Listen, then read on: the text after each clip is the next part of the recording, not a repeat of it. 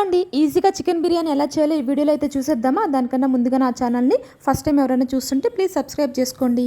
అయితే half KG chicken తీసుకొని బాగా కడిగిన తర్వాత దాంట్లో ఉప్పు, కారం, పసుపు, ధనియాల పొడి, గరం మసాలా, చికెన్ మసాలా, అల్లం వెల్లుల్లి పేస్ట్, పచ్చిమిర్చి, పుదీనా, కొత్తిమీర కూడా వేసి ఇదంతా బాగా కలిపి అరగంట అయితే మ్యాగ్నేట్ చేసుకోవాలి. ఇప్పుడు స్టవ్ పైన కుక్కర్ పెట్టి ఆయిల్ పోసి ఆయిల్ వేడెక్కిన తర్వాత బిర్యానీ దినుసులు సన్నగా కట్ చేసి పెట్టుకున్న ఆనియన్స్ వేసి ఆనియన్ అనేది కొంచెం మగ్గిన తర్వాత మనం ముందుగా మ్యాగ్నేట్ చేసి పెట్టుకున్న చికెన్ని కూడా వేసేయాలి.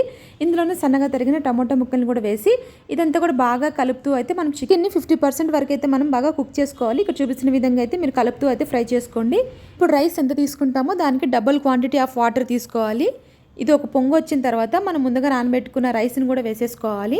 రోజులోనూ ఉప్పు తక్కువ అయితే చూసుకొని వేసుకోవాలి. ఇదంతా కూడా ఒకసారి బాగా కలిపి కుక్కర్ మూత పెట్టేసి 3 విజిల్స్ వచ్చేంత వరకు కుక్ చేసుకొని ఇదంతా పోయిన తర్వాత ఇట్లా కుక్కర్ మూత ఓపెన్ చేసి చూడండి. చూసారు కదా, పర్ఫెక్ట్గా అయితే చికెన్ బిర్యానీ రెడీ అయిపోయింది. ఫుల్ డీటెయిల్స్తో అయితే లాంగ్ వీడియో పెట్టాను, అది కూడా ఒకసారి చూసేయండి. Thank you.